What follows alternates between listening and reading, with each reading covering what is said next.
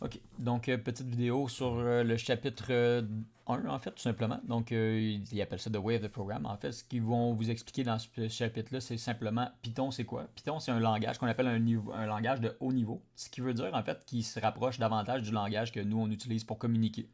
Donc, on a des mots, et quand on programme, ça ressemble plus à des phrases que vraiment juste à des nombres. Quand on parle d'un langage de bas niveau, donc si on prend par exemple je sais pas, les langages assembleurs, par exemple. Donc, on va se rapprocher du zéro et du un, les langages que l'ordinateur parle. Parce que l'ordinateur, lui, comprend que ça. Donc, si on y essaie d'écrire Hey, bonjour, fais-moi ça, lui, il comprend pas de base. L'ordinateur, c'est juste des transistors, c'est juste des switches zéro et un. Donc, lui, il comprend pas ça. Mais vous pouvez pas comprendre le zéro et les 1. Donc, on fait des espèces de trucs entre les deux qui nous permettent de pouvoir parler et dire à notre ordinateur qu'est-ce qu'on veut qu'il fasse finalement. Donc, ce qu'il appelle là, en fait, l'interpréteur, je sais pas comment dire ça en français, Python Interpreter, c'est tout simplement en fait le module qui va vous permettre de traduire ça, le texte de Python, en zéro et en un pour que l'ordinateur puisse le comprendre. Donc là, il vous montre une interface, c'est pas celui qu'on va utiliser, on va regarder sur le collab si vous voulez, ça ne me dérange pas. Donc, il vous explique aussi ce que c'est un programme. Donc, un programme, c'est quelque chose qui va avoir des informations en entrée, donc soit une interaction venant de l'utilisateur ou d'une donnée externe, par exemple. Ça pourrait être juste un fichier de données et nos inputs pourraient être juste là. Mais ça pourrait être une touche de clavier, ça pourrait être un clic de souris, ça pourrait être n'importe quoi.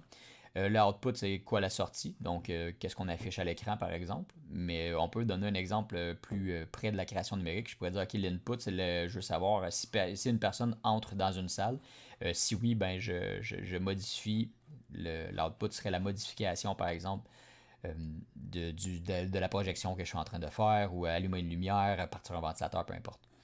Donc, math, on fait des opérations de base en mathématiques. Donc, par exemple, si je fais un jeu, je veux que le score, le pointage augmente à toutes les fois que mon Pac-Man mange une boule, ben ça, c'est une façon de le faire. C'est des mathématiques qui sont là-dedans. On a des conditional execution, donc des conditional statements, ce qui veut dire des états de condition. Donc, j'en ai déjà dit verbalement, mais si je parle de, OK, s'il y a quelqu'un qui rentre, on fait ça, ben c'est vraiment un état conditionnel. Et on a des répétitions, ce qu'on va appeler des boucles ou des loops en anglais. Donc, si par exemple on veut afficher une liste de noms, c'est assez simple, une opération qu'on fait assez souvent. Par exemple, je sais pas, je vais afficher tous les 10 meilleurs utilisateurs. Ben, je veux pas écrire 10 fois, OK, utilisateur en position 1, ben, affiche-moi lui. Après ça, 2, 3, 4, 5, 6, je veux pas répéter ça. Donc, comment est-ce qu'on va faire ça? Surtout si on est rendu à vouloir afficher un bottin téléphonique au complet. Ben, on va utiliser une boucle, donc une répétition qui va aller chercher tous les noms en toutes les positions puis qui va répéter les opérations pour nous simplifier.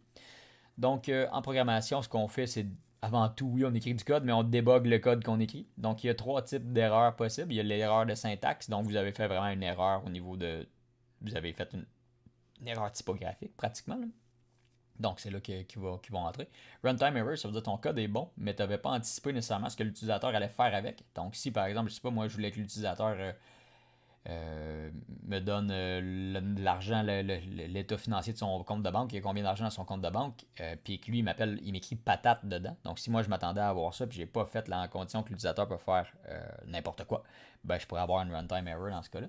Et les erreurs de sémantique qui sont les plus complexes, honnêtement, à régler. Les erreurs de sémantique, c'est les erreurs qui sont finalement liées à la logique. Donc, le logiciel fonctionne, mais il fait pas ce qu'on s'attend de lui. Donc, il n'y a pas d'erreur, il n'y a pas de problème. Mais dans le fond, le problème, c'est dans mon développement de la pensée, là, comment que moi, j'y ai fait faire ces trucs. Donc, ça, c'est moins important. Là, vous voyez, ils vont faire le premier programme. On pourrait le faire aussi. Je vais vous montrer Collaboratory en même temps. Collaboratory, c'est ça. On peut aller faire fichier nouveau notebook. J'en avais déjà fait un, fait que je vais le garder ici. Donc, moi, je l'ai nommé ART Support Python. Donc, vous voyez, j'ai mis un petit bloc de texte avant. Vous pouvez faire ça, là. Ajouter un bloc de texte et écrire ce que vous voulez dedans. Là, je l'ai mis en gras et j'écris variable juste parce que c'est pas mal les premières choses qu'on va faire. Mais là, je vais changer. Je vais écrire mon premier programme. Super facile. Donc, mon premier programme, c'est juste pour prendre des notes. Le texte, en fait, n'est pas exécuté. C'est juste vraiment pour que ce soit plus beau, plus propre au niveau de vos prises de notes.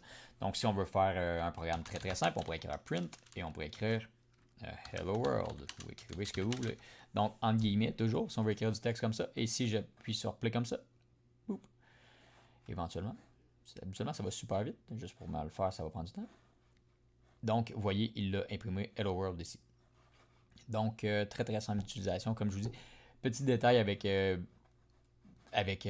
Collaboratory, on utilise les ressources de Google. Donc, si on n'est pas actif, il va nous déconnecter assez souvent. Ça se peut que ça fasse ça, ces petits lags-là, une fois de temps en temps pour nous reconnecter. Donc, votre premier programme, c'est ça. Tout simplement, on imprime, on affiche ça. Donc, ça, c'est vraiment ce qu'on rentre, le code qu'on rentre. Puis ça, c'est la sortie, c'est le output dont on parlait tout à l'heure, c'est l'affichage. Donc, je vous en conviens, c'est pas nécessairement ce qui est le plus excitant, mais c'est là que ça commence.